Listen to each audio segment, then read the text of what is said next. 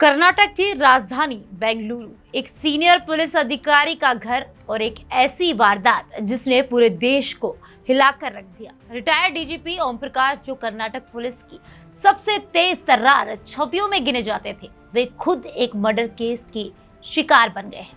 20 अप्रैल की दोपहर एक कॉल बेंगलुरु पुलिस को मिलती है। कॉलर खुद ओम प्रकाश की पत्नी थी। उसने कहा, मैंने अपने पति को मार डाला। पुलिस जब मौके पर पहुंची तो ओम प्रकाश डाइनिंग हॉल में खून से लथपथ मिले। उनकी प्लेट में 2 किस्म की मछलियां थी और पास में पड़ा था खून से सना चाकू। हत्या के बाद पल्लवी और उसकी बेटी कृति ऊपर अपने कमरे में चली गई। जब पुलिस वहां पहुंची तो बेटी कृति ने दरवाजा बंद कर लिया और अंदर से हंगामा करना शुरू कर दिया। पुलिस को दरवाजा तोड़कर अंदर घुसना पड़ा। पुलिस ने पल्लवी और उसकी बेटी कृति को मौके से गिरफ्तार कर लिया और फिलहाल दोनों से पूछताछ की जा रही है। रिटायर आईपीएस अधिकारी ओम प्रकाश के बेटे कार्तिकेश की शिकायत के बाद उनकी पत्नी पल्लवी और बेटी कृति पर हत्या का मामला दर्ज किया गया।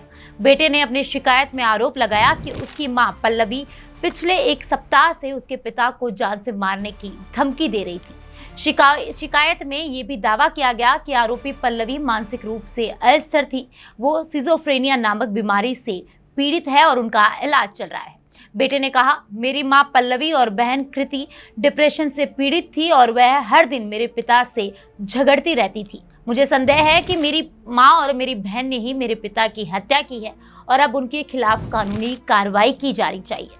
पुलिस ने कार्तिकेश की शिकायत के आधार पर भारतीय न्याय संहिता की धारा 103, 103(1), 3 और 5 के तहत एफआईआर दर्ज कर ली है। रिटायर आईपीएस की पत्नी पल्लवी ने पूछताछ में कहा कि उन्होंने सेल्फ डिफेंस में अपने पति की हत्या की है। डीजीपी की पत्नी का कहना है कि ओम प्रकाश अक्सर पिस्टल दिखाकर उसे जान से मारने की धमकी दिया करते थे और इस सनसनीखेज मामले को और उलझा दिया एक व्हाट्सएप मैसेज जो पल्लवी ने कर्नाटक पुलिस के अफसरों के एक ग्रुप में भेजा था। उसमें लिखा था, मैं एक बंधक हूँ, मुझे हर जगह निगरानी में रखा जाता है, मेरे खाने में जहर मिलाया जाता है, डिलीवरी ऐप तक जहरीले हैं। इसके साथ ही पल्लवी ने अपने पति ओम प्रकाश पर पॉपुलर फ्रंट ऑफ इंडिया का सदस्य होने का भी आरोप लगाया है। उसका कहना है कि वो और उसकी बेटी पीड़ित है। उसने लिखा, यदि मेरी बेटी और मुझे कुछ हो जाता है, चाहे वह स्वाभाविक हो या आकस्मिक, मेरे पति इसके लिए जिम्मेदार होंगे।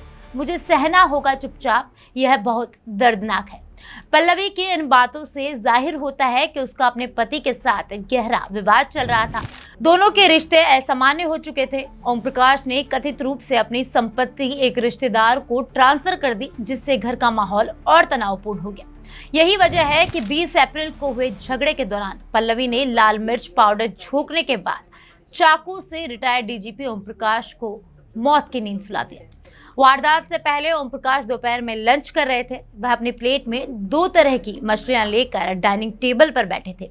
उसी समय आरोपी पत्नी ने झगड़ा किया और चाकू से उन पर धारदार वार कर दी। पति की हत्या करने के बाद उसने खुद पुलिस को कॉल करके इसकी जानकारी दी। पुलिस तुरंत मौके पर पहुंची। पुलिस फिलहाल आरोपी पत्नी के सभी आरोपों की जांच कर रही है। पुलिस मां बेटी दोनों से पूछताछ कर रही है। पुलिस की शुरुआती जांच में पता चला कि पूर्व डीजीपी हत्या के पीछे संपत्ति विवाद एक बड़ी वजह हो सकती है। सूत्र बता रहे हैं कि पुलिस इस बात की जांच कर रही है कि पूर्व डीजीपी की पत्नी मानसिक हालत से ठीक थी या फिर नहीं। अब पुलिस इस मामले में हर एंगल से जांच कर रही है।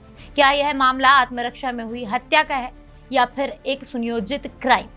क्या पल्लवी सचमुच शोषण की शिकार थी या यह एक प्लानिंग थी संपत्ति और आजादी के लिए? बेटी कृति की भूमिका क्या थी और क्या ओम प्रकाश वाकई उतने निर्दोष थे जितना बाहर से दिखता था? सच जो भी हो, एक परिवार अब बिखर चुका है और एक प्रतिष्ठित पुलिस अधिकारी की मौत ने सत्ता, हिंसा और रिश्तों की जटिलता को फिर एक बार बेनकाब कर दिया है।